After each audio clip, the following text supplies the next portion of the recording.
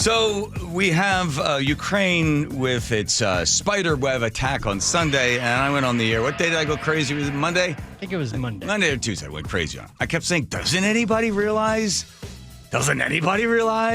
what this means? And because I saw these two intellectually challenged individuals. This is on MSNBC, Rachel Maddow, Nicole Wallace, gleefully discussing this. So they nicknamed this thing the Bear. It's a kind of plane, military aircraft, first designed in Russia in the 50s. It was built to compete with the American B-52 bomber. Keep reading that Russia has more than teleprompter. 100 of these big planes and other planes like it. At least they used to. By the way, Rachel, do you know why those planes are out there? Did you know why they're sitting on the tarmac? Do you have any idea why they have to be out there? No. Because this was part of Russia's fleet of these planes, as of yesterday, on fire, destroyed in drone attacks that were launched by Ukraine. Joining us now is Nicole Wallace, before becoming my beloved colleague here at MSNBC. I can't even listen to this. So I'm there on Monday saying, why is this not leading CBS News? Why is this not something that even the White House responds to? So I got a group of buddies. They shoot text messages and emails back and forth with a whole bunch of news all the time. I said, I'm going to get Rob. Rob Crowley's going to come on. Get this guy on. Seattle-based attorney, Russian scholar, Army Special Forces veteran. He undergrad in Russian studies. Served in Kosovo. This guy, you're going to, oh my God, you're wearing a Hawaiian shirt? Well, yes, John. I thought I'd have I'm working from home. Oh, okay. All right. Nicer than yours. All right, it's true. All right.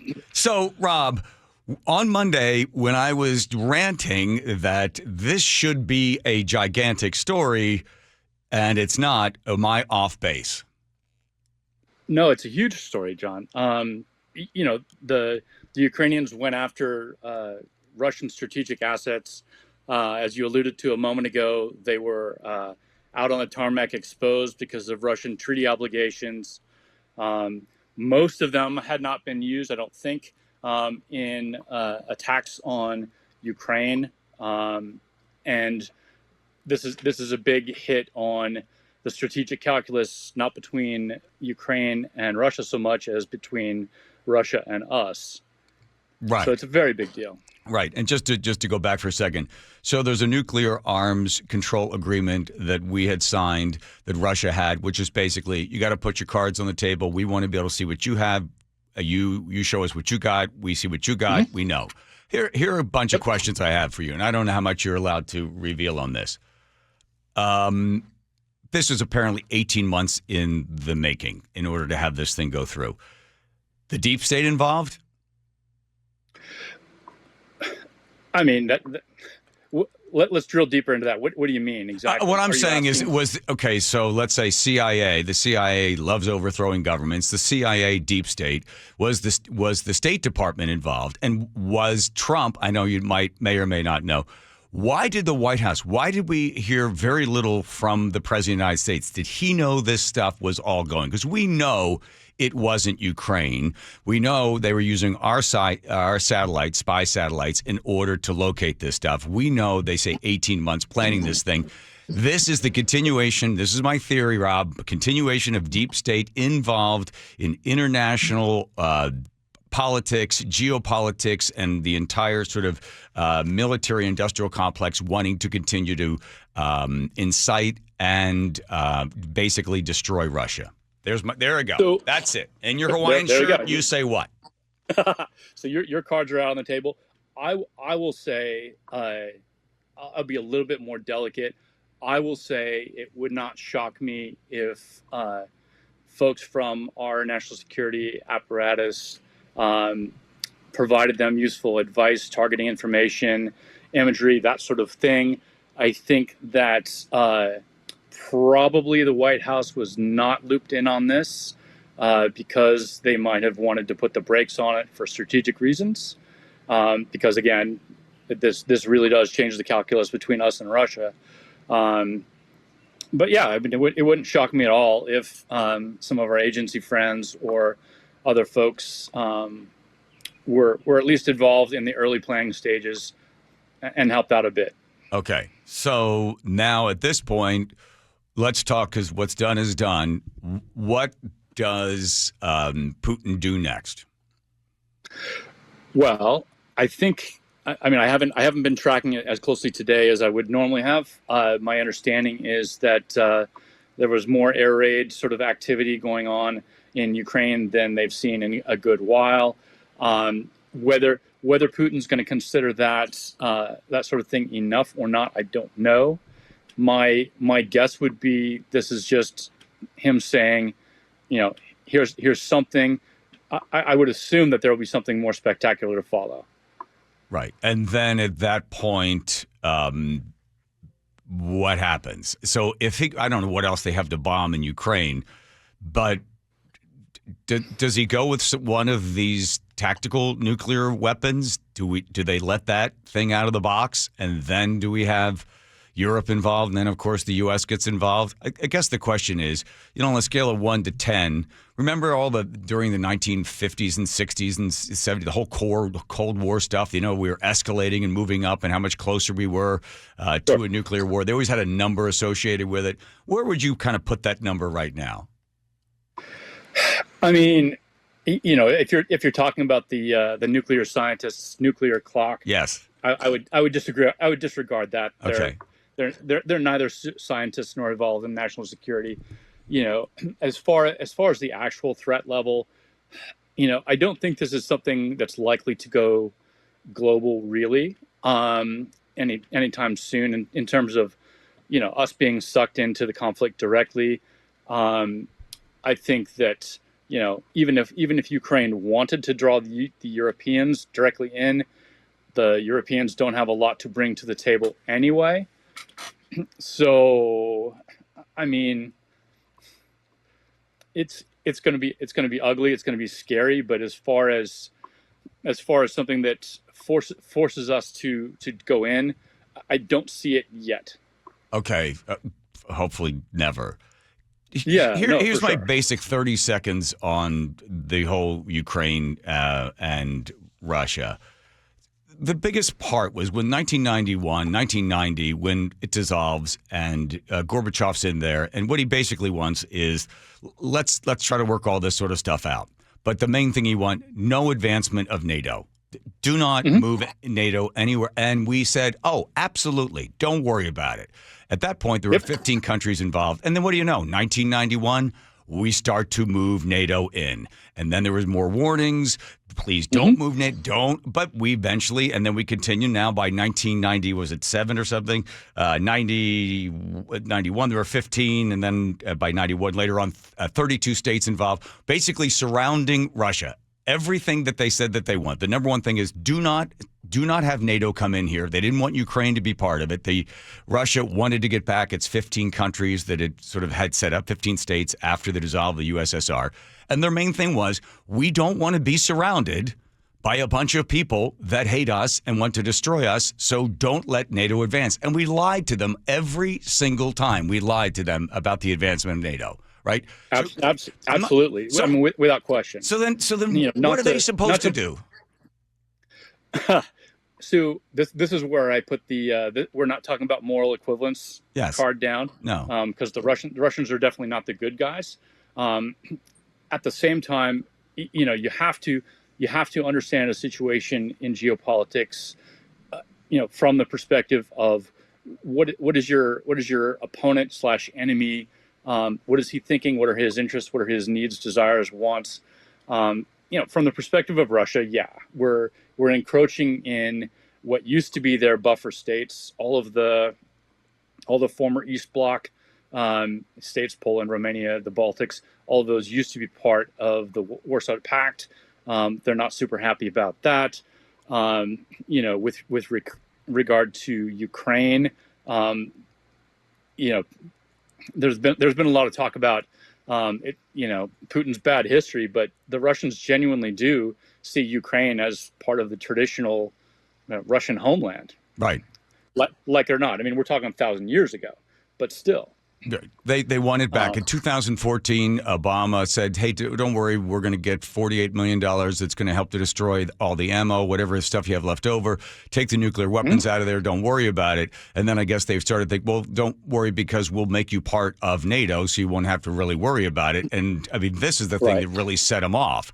And then you didn't see anything for a little while, although Putin goes in, has Crimea, and gets Donbass. Yep, 2014. Right, and then they take care of the Black Sea, get that port down there. Doesn't do anything during Trump's 4 years, wonder why. And then Joe Biden's corpse comes into play, and then you now have Putin forcing himself into and wanting Ukraine back. That's so the way the history rolls out. But let me push back on something you said, Rob.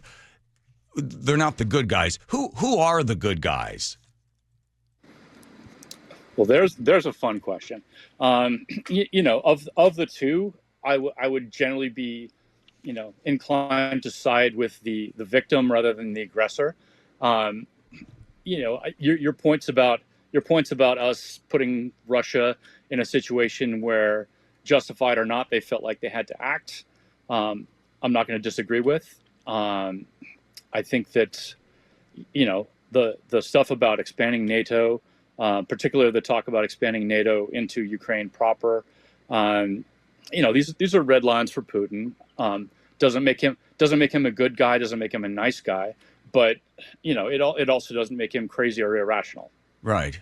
And I don't know why sometimes the United States is always standing for good. Well, the deep state, CIA, went into Iran, went into Guatemala, went into Brazil, it went into South Vietnam, Bolivia, Haiti, Honduras, and a bunch of other nations, and overthrew those governments because that's what they wanted. So I don't know how the people of those countries felt about the U.S. necessarily always being the good guy. But we also flipped the Ukrainian government not so long ago.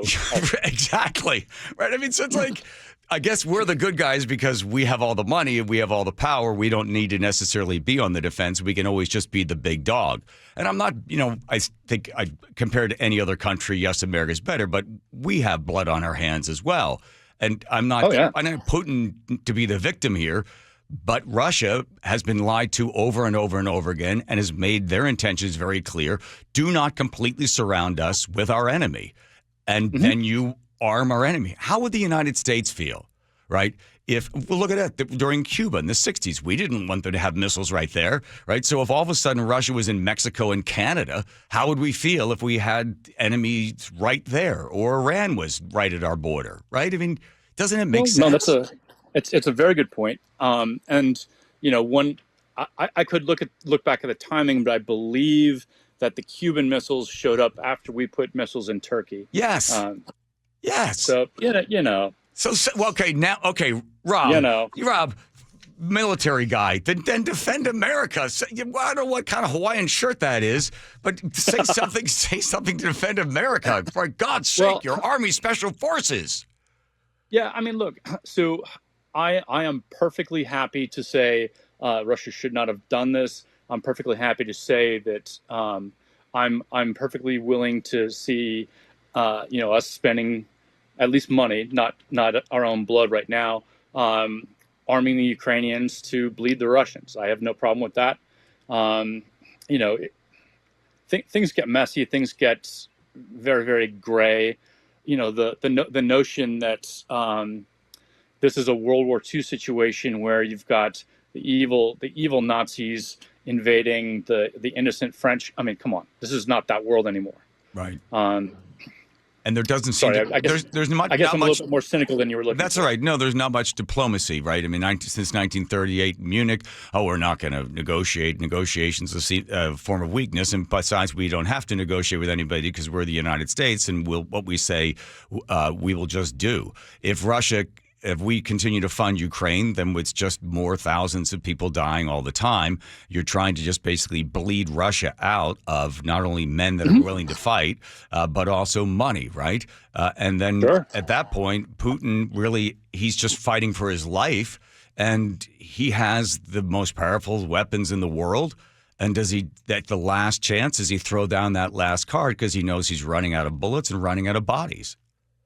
So, I mean, I've been expecting a tactical nuke from the Russians for almost 3 years now. I guess it's February 22, right? I have fully expected them, if they felt like they had their back against the wall, or if they, had some sort of strategic challenge, for them to respond with a nuke. Just say, we're serious. Don't push us further. Putin has chosen not to do that, and I don't know why. But I think, as you said, Putin, like all Russian all Russian leaders throughout Russian history, there's no retirement plan. There's no, post Russian presidency. There's, you're probably going to be dead. Gorbachev was an exception. Yeltsin for a brief while was an exception, but I don't imagine that Putin is going to have a great retirement program. I would also submit something that's even a little darker, and that is, don't assume that whoever replaces Putin is going to be better for us. Right. So where we stand now, if they pull away and Ukraine stays with whatever Ukraine has, and then it can go back to be one of the most corrupt countries, of the 100 and some countries, it can go back to maybe being number 3 or 4 on the list of corrupt countries. Well, Russia's not pulling back from the territory it's got. No. So they'll give that part up. They give that part up, and then they go back to doing whatever they need to do. Yeah, it'll be look, I fully expect a frozen conflict. The Russians are not thinking on the 2-year, 4-year, 6-year calendar that we do generally. They're not quite as strategic as the Chinese in thinking in centuries. But Putin can outwait Trump. He can. Well, I guess he's old enough to maybe not be able to outweight Vance or whoever follows. But he doesn't have to worry about that kind of political pressure. He doesn't have to worry about that kind of time. Yeah. Well, I have to worry about time because I got to go to traffic. I know. Rob Crowley, thank you. My Russian scholar, my friend as well, Army Special Forces, spending some time with us on a Friday, on your day off, it looks like. So thank you. Thanks, Rob. Thank you, John. All right. Take care. See you over at Scott's.